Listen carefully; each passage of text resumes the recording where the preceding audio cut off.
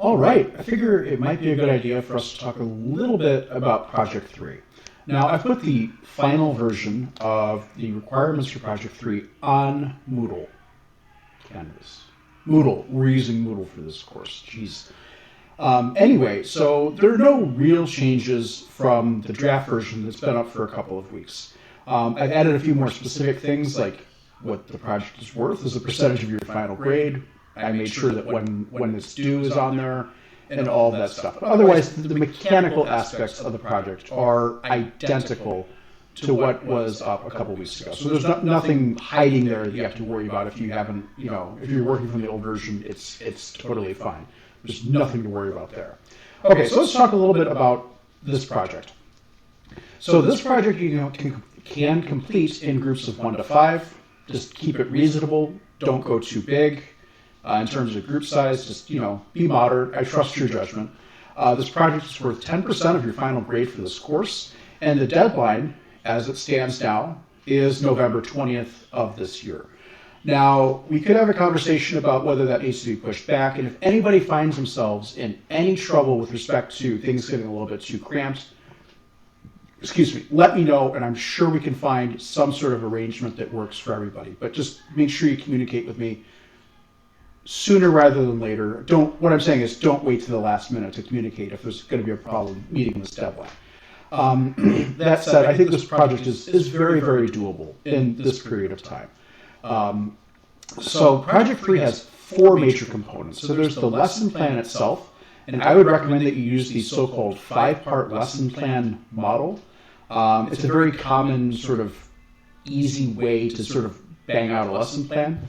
I remember when I was in elementary school, a lot of teachers were using 5-part lesson plans, and it seems to go pretty well as a planning tool.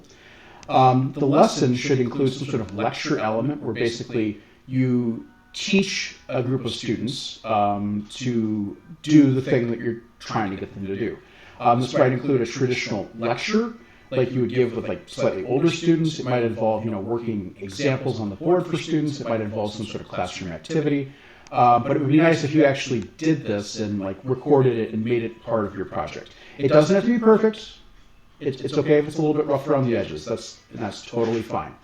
There should also be a hands-on activity, like whether if you were teaching students how to add, like how are you going to do that? Are they going to use blocks? Are they going to use Skittles? What's the plan? Are you going to teach them integral calculus, in which case you might find some other fun activity for them to do? You're going to have them work in the computer using like Microsoft Excel, getting them to do something inside a piece of software that's related to mathematics, also totally legit, and so on and so forth. There should be a worksheet or some sort of take-home activity, depending on the age group that you're dealing with. Worksheets are probably appropriate for the younger kids. Some sort of take-home project might be more appropriate for older students. I will leave it up to you to pick an appropriate take-home activity to sort of reinforce the lesson that you're teaching. What I really would like to see is some sort of online tutorial element that students can sort of work along with you. So they get home and they open up the worksheet, and maybe they don't remember exactly what they did in class and how they're supposed to do it. So it'd be nice if there's an example problem with like a QR code that will take them to a YouTube video where we basically give them or work through them an example with them through YouTube. And it would also be nice if there's an answer key associated with your worksheet. And I'll talk a little bit more about this later on. Now, the other thing is, why isn't this moving forward? There we go. Yes, your lesson plan should stand something called the truck test. So let's say you're up late one night, you waited to the last minute, as so many of us do, to prepare your teaching for the next day. Guilty as charged. I live in a glass house. Your lesson plan should totally withstand the truck test. So the thinking is that if you've got your lesson plan, in your hand, and you're walking to school next day to teach, and you got your lesson plan, you're really excited to teach your lesson, and all of a sudden you get hit by a truck. Sad day for you. Somebody should be able to pick up your lesson plan, and assuming they're reasonably qualified, they should be able to walk into your class and teach your lesson for you. Now, hopefully they'll at least stop and call you an ambulance or something before they go off to teach your class. But the point being, your lesson plan should be sufficiently detailed that somebody can, basically walk in and, do your lesson plan with some degree of confidence. Now, the first part of your lesson plan in the 5-part lesson plan is the learning objectives. What are the specific aims of your lesson? The other thing I realized, I should probably also make clear, you guys need to make clear what your target age audience is. Are you teaching first graders, second graders, ninth graders, 37-year-olds that are coming back to the school to brush up on their algebra? Who are you actually teaching? This is very important when you're writing learning objectives because they need to be relatively specific to the aims of the lesson that you're teaching. And I'd like it if you wrote somewhere between 1 to 3 learning objectives. And I've got another slide on this, so don't worry about that. We'll go into more detail. Is a part of your 5-part lesson plan. It would also be nice if you had a section on subject matter where basically you have a quick list of like the topics and a list of references and materials and keywords and maybe just a quick overview of what it is that you're actually teaching. Now, you can make the assumption that most people are going to walk into your class and teach for you, like for instance if you're sick for some reason or you actually do get hit by a truck. They should be reasonably qualified to teach your class. So you don't have to be like overly specific here, but so somebody should pick it up and very quickly get a feel for what the highlights of the lesson are. You should also have a procedure section where how you're actually going to do the lesson, how you're going to execute it. You're going to start with a lecture. How long is that lecture going to take? You have a hands-on activity that they do in class. How long is that going to take? What kinds of materials do you need? Are you going to have a test or quiz? How long is that going to take? Over what time period? Is this going to be a multi-day thing? Is it going to be for 45 minutes? There needs to be some thought put into how long this lesson is going to last. For the purposes of this project, it's okay if you just want to write one lesson for a short duration class period, say 45 minutes to an hour. Totally fine. You're also welcome to write something that takes, maybe 3 or 4 days of class time to execute. It's totally up to you, but I would encourage you to set some reasonable boundaries for yourself. The 4th part of the 5-part lesson plan is the evaluation.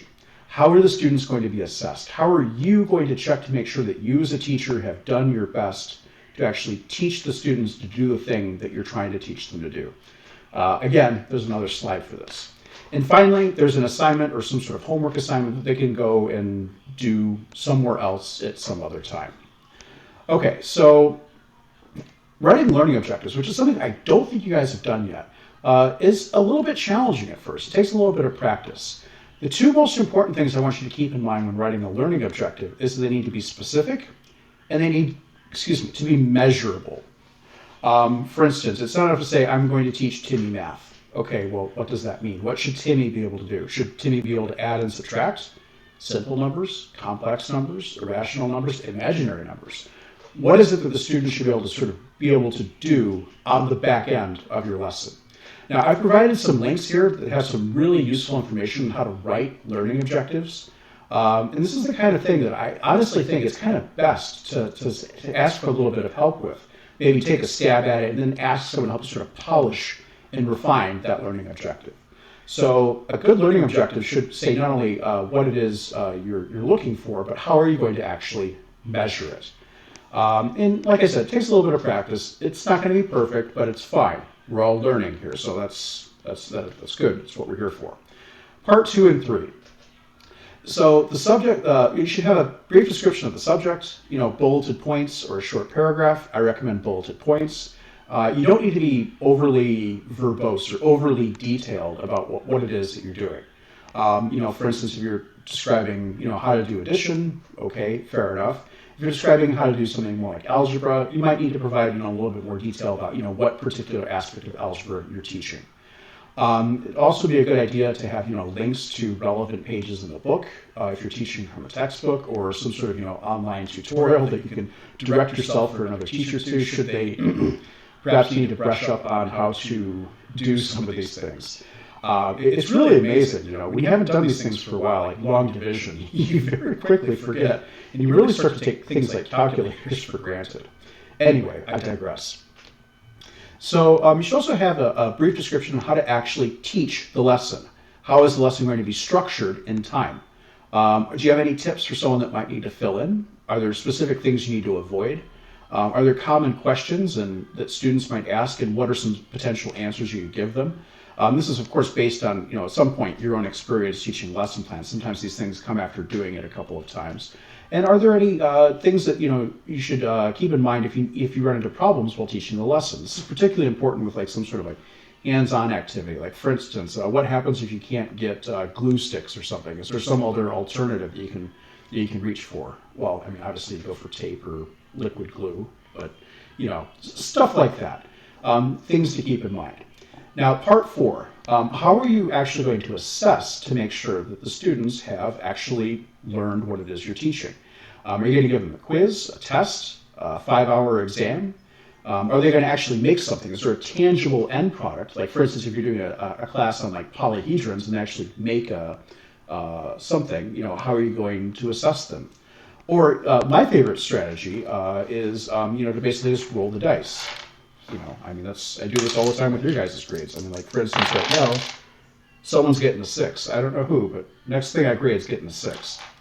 Also, the worksheet could also be part of your assessment strategy.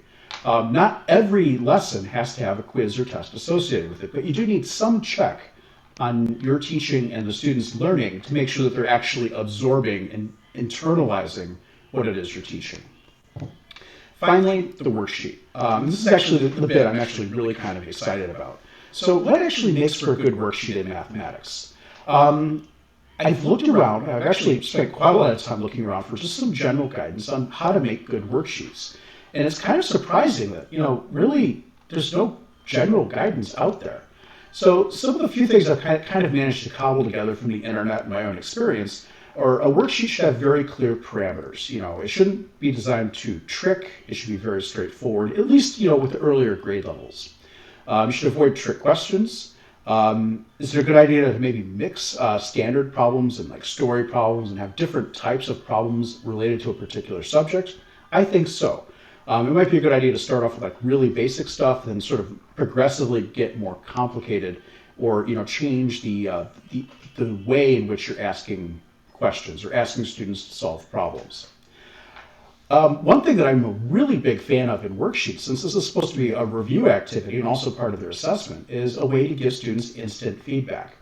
Now, there are a couple ways you could do this. And there are 2 general strategies. There's what's called a hard answer key and a soft answer key.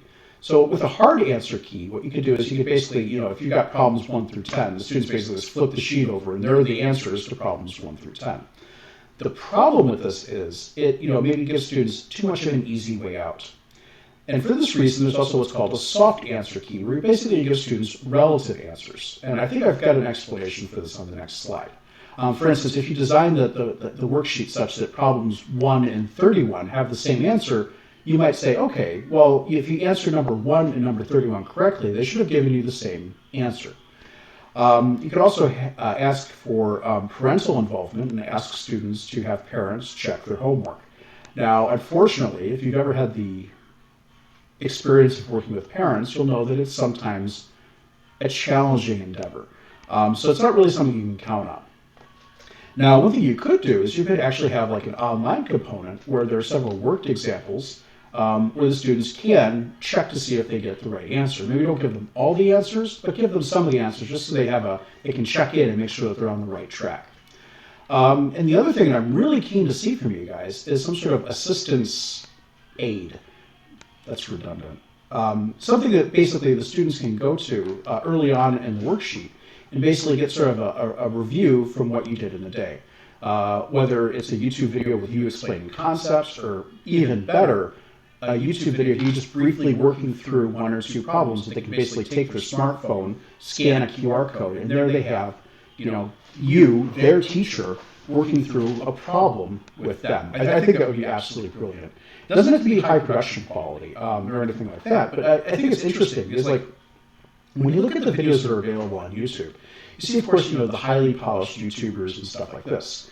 But I think there's a lot of value in just having the teacher, your teacher, put something on YouTube, even if it's, a little bit rough around the edges. I think there's some value in knowing that, this was made for you, the student, by this person that I think there's tremendous value in that shouldn't really be understated. So with respect to answer keys, I wanted to come back to this. I apologize. This is probably not the bestly laid out lecture. This is not the most carefully laid out lecture. So with the hard answer key, you basically give the students the right answer flat out. I think that's problematic for a number of reasons. But an example of a soft answer key would be, the problems to 23 to 39 are the same. The answer is between X and Y. The answer is approximately this. I think those are some good ways that you can kind of give feedback to students so that they feel like they're at least on the right track or not, and can then make changes accordingly. The other thing, I had a thought. What was it? I forgot. Anyway, so that's it for Project 3. Please reach out to either Ava or I if you guys have any questions. I'm really excited about just in seeing what you guys managed to put together here. I think this is going to be a lot of fun. And I hope this is a really good experience for you guys. And if you guys have any questions, comments, concerns, please reach out. Because I think it's going to be a lot of fun going through these projects and making comments and suggestions and stuff. And honestly, the sooner I'm able to do that, I think the better this is going to go for everybody. So so that's it for Project 3. As always, drop me a line if you have any questions, and I will see you guys in the next lecture or dining, whichever makes it up first.